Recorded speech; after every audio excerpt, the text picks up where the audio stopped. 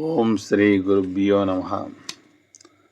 చిన్న చిన్న కథలు, అంతర్యామి, మంచి కథలు, భగవంతుని కథలు, మనకు నీతిని కలిగించే కథలండి. గృహస్థ ధర్మం. కామధేనువు పేరు వినగానే స్వర్గలోకం గుర్తొస్తుంది. నిజంగా ఆ కామధేనువు ఎలా ఉంటుందని ఎవరికైనా సందేహం రావచ్చు. మామూలు ధేనువులానే ఉంటుందని మరికొందరు సర్ది చెప్పుకోనవచ్చు. కోరికలన్నీ కనురెప్పపాటులో తీర్చగల ఆ కామధేను సంతతి అంతా భూలోకంలోనే ఉంటుంది. అందుకే భూలోకం ఎంతోమందికి స్వర్గసీమలా కూడా కనిపిస్తుంటుంది. అయితే ఈ కామధేను ఈ లోకంలో మన కళ్ళ ముందు తిరుగుతున్న బుల్లి బుజ్జాయిలు చెంగున గంతులేస్తూ తన వెనుకగా నడుస్తుంటే ముందుకు సాగిపోయే గోమాత మాత్రం కాదు. మరి అంతటి పవిత్ర తత్వంతో 10 మందికి ఉపయుక్తమయ్యే లక్షణాలున్నదే భూలోక కామధేను. ఇంతకీ ఎవరి కామధేనువు? అక్షరాల గృహస్థుడే అని మన భారతీయ సాంప్రదాయం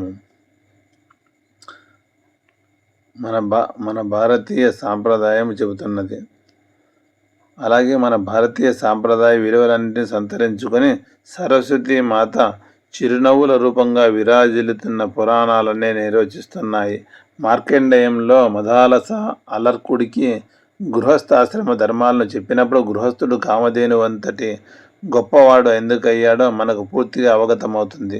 గృహస్థు కావటం అంటే పెళ్లి చేసుకుని కన్న తల్లిదండ్రులను ఇటు వారిని అందరినీ కాదనుకొని తనకంటూ ఓ ఇంటిని మాత్రం కట్టుకొనో అద్దెకు తీసుకునో ఉండటం కాదు.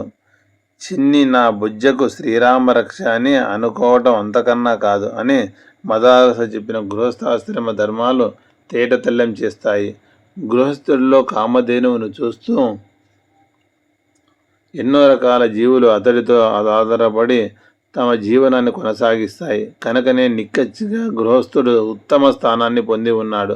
మనిషి గృహస్థాశ్రమాన్ని స్వీకరించి సమస్త జీవులను పోషించాలి. కేవలం ఆ పుణ్య ప్రభావం చేతనే అతడు తనకు ఇష్టమైన స్వర్గాది సర్వలోకాలను పొందటానికి అవకాశం ఉంటుంది.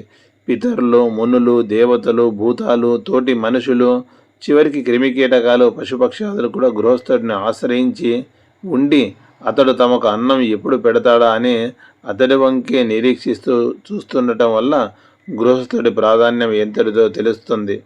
స్వర్గలోకంలో కామధేనువులాగా ఇతడిక్కడ ఎందుకున్నాడు అని అంటే ఈ బ్రహ్మాండమంతా ఆ కామధేనువులోనే సుప్రతిష్టమైందన్నది గృహస్థుడే ఆధారమని అనిపిస్తుంది. గృహస్థుడి రూపంలో ఉన్న ఈ కామధేనువుకు 4 ఆశ్రమాలు, 4 పాదాలు. దీనికి స్వాహాకారం, స్వదాకారం, షషట్కారం, హంతాకారం అనే పేర్లున్న 4 స్థానాలున్నాయి. ఈ పొదుగు నుంచి దేవతలు స్వాహాకారాన్ని, పితృదేవతలు స్వదాకారాన్ని, ఋషులు వషట్కారాన్ని, మునులు మనుషులు హంతాకారాన్ని స్తన్యంగా పొందుతూ ఆనందిస్తుంటారు. అందరికీ ఇన్ని విధాల ఆ కామధేనువు ఉపయుక్తంగా ఉంటుంది. ఇలా కామధేనువులాగా గృహస్థుడు ప్రతిరోజు తన శరీరాన్ని జాగ్రత్తగా చూసుకున్నట్టే, పోషించుకున్నట్లే దేవ, ఋషి, పితృ, మనుష్య, భూతాదులను పోషించి తీరాలి. అందుకే ఈ గృహస్థ ధర్మాన్ని నిన్న మొన్నటి వరకు పల్లెన ఆచరిస్తున్నారనడానికి తార్కాణం. ఇంటి దూలాలకు వరి కంకులు, జొన్న కంకులు వేలాడదీసి పక్షులకు కూడా ఆహారాన్ని సమకూరుస్తుండటము, తన శక్తిని అనుసరించి ఇతరులకు భోజనం పెట్టడము, భిక్ష వేయడం లాంటివి చెయ్యక ఏనాడు గృహస్థుడు భోజనం ముగించకూడదు. అతిథులను సత్కరించిన తర్వాత తనకు ఇష్టులైన జ్ఞాతులకు, బంధువులకు, యాచకులకు, వికలాంగులకు, పిల్లలు, వృద్ధులు ఇలాంటి వారందరికీ భోజనం పెట్టాలి.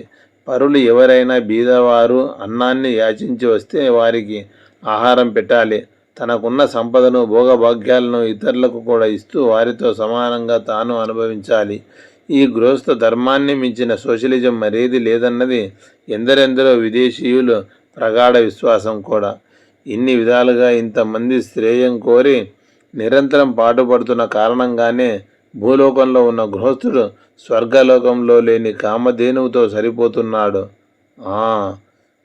ఏదో పెళ్లి చేసుకొని ఎంచక్క మేమిద్దరం ఏకాంతంగా కాలం గడపడమే అసలైన ఆనందం అనుకునే వారికి నిజమైన గృహస్థుడి మీద ఎన్ని బాధ్యతలు ఉన్నాయో వాటన్నింటినీ నెరవేర్చాల్సిన అవసరం ఎంత ఉందో తెలియజెబుతుంది భారతీయ సాంప్రదాయము.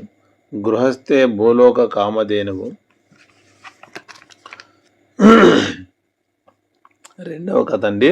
కలిసి భుజించాలి, పంచుకొని తినాలి. ఒంటరిగా తినకు, పంచుకొని తినమనే విశేషమైన సార్వజనీన సందేశాన్ని ఋగ్వేద మంత్రం ప్రబోధిస్తుంది. మానవ జీవితంలో రెండు ముఖ్య భాగాలు, ఒకటి కర్మ, రెండవది భోగము. ఈ రెండింటి వ్యత్యాసాన్ని బుద్ధిమంతుడు త్వరగా గ్రహిస్తాడు. సాధారణంగా సమాజంలో మానవులు సుఖంగా ఉండేందుకే కర్మ చేస్తారు. ఈ పని ధనాన్ని కాంక్షించే జరుగుతుంది. కాంచనం అంటే సుఖాలనిచ్చేది. సుఖాన్ని పొందడం అనేది కర్మ అధీనంలో ఉంటుంది. కష్టపడకుండా, శ్రమించకుండా భోజనం చేయాలనుకోవడము బుద్ధిమంతుల లక్షణం కాదు. వారు కేవలం సుఖానికే ప్రాధాన్యత ఇస్తారు, కానీ శ్రమకు కాదు. శ్రమించక తినడం అనేది సమాజానికి అంటువ్యాధి వంటిది. ఇది మానవ జాతిని అన్నింటికంటే ఎక్కువగా వేధిస్తుంది. దీనివల్ల జాతికి శ్రేయం కలగదు, ప్రగతి క్షీణిస్తుంది, అభ్యుదయం కుంటుపడుతుంది. చాందోగ్యోపనిషత్తు ఋషి ధర్మానికి 3 శాఖలని తెలియజెబుతూ మొదటిది దానంగా వివరిస్తుంది. పాపము నుంచి తప్పుకోవాలంటే దానం చేయాలి. కారణం, మన సుఖాల్లో, ఫలాల్లో ఇతరుల సహాయము, త్యాగం ఉంటాయి. దాన్ని మనం దానంతోనే తీర్చుకోవాలి. సంపాదించిన ధనాన్ని మనం రక్షించుకోవాలంటే దానం చేయాలి. దానం చేస్తే ధనం తరిగిపోదు, అది పుణ్యఫలంతో పెరుగుతుంది. 100 చేతులతో సంపాదించి 1000 చేతులతో మంచి పనులు చేయాలని వేదం అంటుంది. దానం 2 విధాల లాభం చేకూర్చుతుంది. దానం తీసుకున్న వారికి, దానం ఇచ్చిన వారికి ఇద్దరికీ మేలు జరుగుతుంది. శ్రద్ధతో దానం ఇవ్వాలి. ఇచ్చేది చాలా స్వల్పమని భావిస్తూ దానం ఇవ్వాలి. భోజనం చేసే ముందు మనం ఇతరులకు ఇచ్చి తినాలనే సద్భావన ఉండాలి. అందుకే మన పూర్వులు భోజనానికి ముందు బయటకు వచ్చి అరుగుల మీద ఎవరైనా అతిథులు, అంటే తిథి, వార, నక్షత్రాలు లేక ఆకస్మికంగా వచ్చే ధర్మోపదేశకులు, అభ్యాగతులు, అన్నార్థులు, అభాగ్యులు, అనాథలు ఎవరైనా ఉన్నారేమోనని చూసేవారు. వారిని శ్రద్ధాపూర్వకంగా ఆహ్వానించి భోజనాదులు ఏర్పాటు చేసి ఆ తరువాతనే గృహస్థులు భుజించేవారు. ఇదొక భారతీయ శిష్టాచారంగా భావించేవారు. ఈ సత్సాంప్రదాయాన్ని ఈ దేశంలో గృహస్థులు పాటించినంత కాలం అన్నము లేక ఆకలితో ఎవ్వరూ చనిపోయే పరిస్థితి రాలేదు. నేడు భారతీయ సమాజంలో అన్నం లేక చనిపోయే వారి సంఖ్య రోజురోజుకు పెరిగిపోతుంది. సభ్య సమాజం సిగ్గుతో తలదించుకునే పరిస్థితి ఏర్పడుతుంది. దీనికి పరిష్కారం లేని వారిని ఆదరించి ఆపన్నహస్తం అందించడమే. అన్నం దేహానికి చాలా ముఖ్యమైన ఇంధనం. దేహం నిలబడాలంటే దానికి ఆహారం కావాలి. ఆహారం ద్వారా శరీరాన్ని శక్తివంతం చేసుకోవాలి. శరీరం ఆరోగ్యంగా, బలంగా ఉంటేనే ధర్మ కార్యాలు చేయగలుగుతాం. మంచి పనులతోనే సమాజం ప్రగతిని, వికాసాన్ని పొందుతుంది. అందుకే దేహ ధర్మానికి అత్యంత ప్రధానమైంది అన్నమే. అది దొరకని వారు ఆకలి బాధను తాళలేక ఆత్మహత్య చేసుకుంటారు. ఆకలి బాధ అత్యంత దారుణమైంది. అది అనుభవించే వారికే తెలుస్తుంది. ఆ సందర్భంలో అది మనిషి చేత ఏదైనా చేయిస్తుంది. ఆ సమయంలో వారికి మంచి చెడులు కానీ, నీతి నియమాలు కానీ కనిపించవు. అన్నమే బ్రహ్మంగా, అన్నమే జీవనంగా, అన్నమే ప్రాణంగా, అన్నమే ఆయువుగా తైత్తిరీయోపనిషత్తులో ఋషులు వర్ణించారు. ఆ అన్నం సత్వగుణ ప్రధానమైంది కావాలని, అదే ఇంద్రియాలను, మనసును, ఆత్మను పవిత్రంగా ఉంచుతుందని మహాత్ములు ప్రబోధించారు. ఎట్లాంటి అన్నం తింటామో అట్లాంటి మనసు, సంకల్పాలు కలుగుతాయని తత్వవేత్తలు అంటున్నారు. ఉన్నది పంచుకోవాలి, మంచిని పెంచుకోవాలి. ఇది అన్నం గురించి అండి, మన భారతీయుల భావన. మాట వల్లనే మన్నన. మాట అనేది భగవంతుడు మానవుడికి ఇచ్చిన దివ్యమైన వరం. భగవంతుడు మాట్లాడే శక్తినిచ్చాడు. మనం మాటను సృష్టించుకున్నాము. 2 వైపులా పదునున్న ఆయుధం మాట. మంచిగా ఉపయోగించుకుంటే మంచి, చెడుగానైతే చెడే. మహాభారతంలో విదురుడు ధృతరాష్ట్రుడికి నీతి ఉపదేశం ఇస్తూ మానవుడు 2 విధాలుగా ఉత్తముడు అనిపించుకుంటాడు. వాటిలో ఒకటి పరుషమైన మాటలు మాట్లాడకుండా ఉండటం అన్నాడు. ఆ తర్వాత శరీరంలో గుచ్చుకున్న బాణపు ములుకుల్ని ఏ విధంగానైనా బయటకు తీయవచ్చు, కానీ మనసులో గుచ్చుకున్న మాటలనే బాణాలను ఎంతమాత్రం తీయలేమని కూడా అన్నాడు. ఒకసారి స్వామి రామతీర్థ అమెరికాలోని విమానాశ్రయంలో దిగాడు. ఒక్కడే. ఆ దేశంలో ఆయనకు తెలిసిన వాళ్ళెవరూ లేరు. అదే విమానంలో నుంచి దిగిన ఒక ధనవంతుడు, అయ్యా, మీరు ఏ పని మీద ఇక్కడికి వచ్చారు? ఇక్కడ మీకు తెలిసిన వాళ్ళెవరైనా ఉన్నారా అని అడిగాడు. ఎంతో మర్యాదగా రామతీర్థ, నేను సనాతన ధర్మం ప్రచారం కోసం వచ్చాను. ఈ దేశంలో నాకు తెలిసిన వ్యక్తి ఒక్కడే ఉన్నాడు. ఆయన పెద్ద ధనవంతుడు, చాలా మర్యాదస్తుడు కూడాను అన్నాడు. ఆ పెద్ద మనిషి ఎవరైనా అన్నాడు రామతీర్థ చిరునవ్వుతో. నవ్వుతో, ఆ వ్యక్తి మీరే అన్నాడు. ఆయనకెంతో ఆనందం కలిగింది. స్వామిని వెంటబెట్టుకొని తమ ఇంటికి తీసుకుని వెళ్ళాడు. తగిన సౌకర్యాలను అన్నింటినీ సమకూర్చాడు. అది మాట వల్ల మన్నన. ఒక రాజుగారి వద్దకు ఒక జ్యోతిష్యుడు వచ్చాడు. 20 ఏండ్ల వాడు, చక్కని విద్య కలవాడు, అయితే లౌక్యం తక్కువ. వచ్చి రాజుగారి జాతక చక్రాన్ని చూశాడు. మీ కండ్ల ముందే మీ కుటుంబ సభ్యులందరూ చస్తారు అన్నాడు. రాజుగారికి కోపం వచ్చింది. అతడిని చెరసాలలో వేయించాడు. మర్నాడు ఆ కుర్రవాడి తండ్రి వచ్చాడు. ఆయన గొప్ప విద్వాంసుడే, లౌక్యం బాగా తెలిసినవాడు. రాజుగారి జాతక చక్రాన్ని చూశాడు. రాజా, మీ జాతకం దివ్యంగా ఉన్నది. మీరు మీ కుటుంబ సభ్యులందరికంటే దీర్ఘాయుష్మంతులు అన్నాడు. రాజుగారు ఆనందించారు, ఘనంగా సత్కరించాడు. తండ్రి కుమారుడు చెప్పిన విషయం ఒక్కటే, మాటలోనే తేడా. ఆ తేడా రాకుండా చూసుకోవాలి. మనం ఇంట్లో మీ నాన్నగారు ఉన్నారా అని అడిగినా, నీ అమ్మ మొగుడున్నాడా అని అడిగిన భావం ఒక్కటే, మాటలోనే తేడా. మొదటిది మర్యాద, రెండవది తగాద. ధర్మరాజు అభిమన్యుని యుద్ధరంగానికి పద్మవ్యూహంలోకి పంపుతూ, నీ కవి జయంబు కలుగునుగాక అన్నాడు. నీకా అంటే నీకు మాత్రమే విజయము, గెలుపు అని అతడి ఉద్దేశం. కానీ నీకు అంటే నీకు ఆ విజయము, ఓటమి అన్నాడు. ధర్మజుడి వాక్కు ఫలించింది. అభిమన్యుడు ఆ పద్మవ్యూహంలోనే మరణించాడు. ఒక్కొక్కసారి పరాకు వల్ల అశుభం కలిగే ప్రమాదం ఉన్నది. హరిశ్చంద్రుడు తమ కుమారుడైన లోకహితాన్యుడిని కాలకౌశుడికి అప్పగిస్తూ పొరపాటున కాల సర్పానికి అప్పగిస్తున్నానన్నాడు. అదే జరిగింది. కుంభకర్ణుడు నిర్దయను వరంగా అడగాలనుకున్నాడు. నిద్ర కావాలన్నాడు, నష్టపోయాడు. మాటల వల్ల దేవతలు మన్ననలు పొంది వరంబులిత్తు అన్నారు ఒక కవి. కనుక భగవత్ కృపను పొందడానికి ప్రధాన సాధనమైన మాటను మనం సద్వినియోగం చేసుకోవాలి. మాటను సద్వినియోగపరుచుకోవాలి.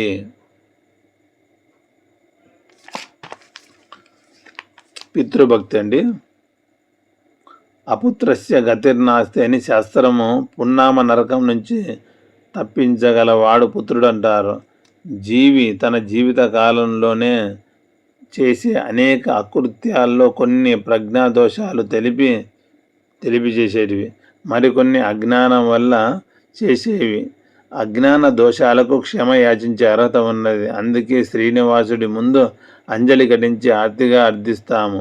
ఏ దోషానికైనా శిక్ష అనివార్యమే. తప్పులు చేసినంత తేలిగ్గా శిక్షలు అనుభవించలేరు. అపథ్యం వల్ల, నిషేధ ఆహార భోజనం వల్ల శరీరం ఎన్ని అవస్థలు పడుతుందో అంతకు 10 రెట్లు జీవుడు తన అకృత్య ఫలాలను అనుభవిస్తాడు. అలా అనుభవించడం కేవలం తన స్వయంకృతాపరాధం వల్లనే అన్న విషయం గ్రహించక ఆ బాధ భరించలేక, భగవంతుడా, నేనేమి అపరాధం చేశానని ఇంత కష్టం కలిగించావు అంటూ పరమాత్మకు ప్రశ్నిస్తుంటాడు. ప్రస్తుత బాధలో గుర్తుకు రాకపోవచ్చు. జాగ్రత్తగా ఆలోచిస్తే తన అకృత్యాలన్నీ స్ఫురణకు వస్తాయి. రోగ నివృత్తికి మందులున్నట్లే పాప శమనానికి కొన్ని పద్ధతులున్నాయి. వాటినే పంచయజ్ఞాలంటారు. అనుకూలతను బట్టి వాటిలో కొన్నైనా చేస్తుండాలి. తద్వారా పాప నివారణ అవుతుంది. ఏమిటి పంచయజ్ఞాలు? బ్రహ్మయజ్ఞము, పితృయజ్ఞము, దేవయజ్ఞము, భూతయజ్ఞము, అతిథి యజ్ఞము. ఇందులో పితృయజ్ఞము ప్రతి పుత్రుడు విధిగా నిర్వర్తించాల్సింది. జన్మ చాలించిన తన పితృదేవతలకు ఉత్తమ గతులు లభ్యం కావటం నిమిత్తము చేసే ఉత్తర కర్మలు, శ్రాద్ధ కర్మల్ని పితృయజ్ఞం అంటారు. కొందరు వీటి గురించి చులకనగా మాట్లాడడం వింటుంటాము. చనిపోయిన వారికి ఇవన్నీ చెందుతాయి అని హేళన చేస్తారు. ఇలాంటి వారి ప్రసాదాలు దేవుడు ఆరగిస్తాడా? ఆ పేరు మీద మనం తినడమే గాని అంటూ నాస్తిక వాదనలు చేస్తారు.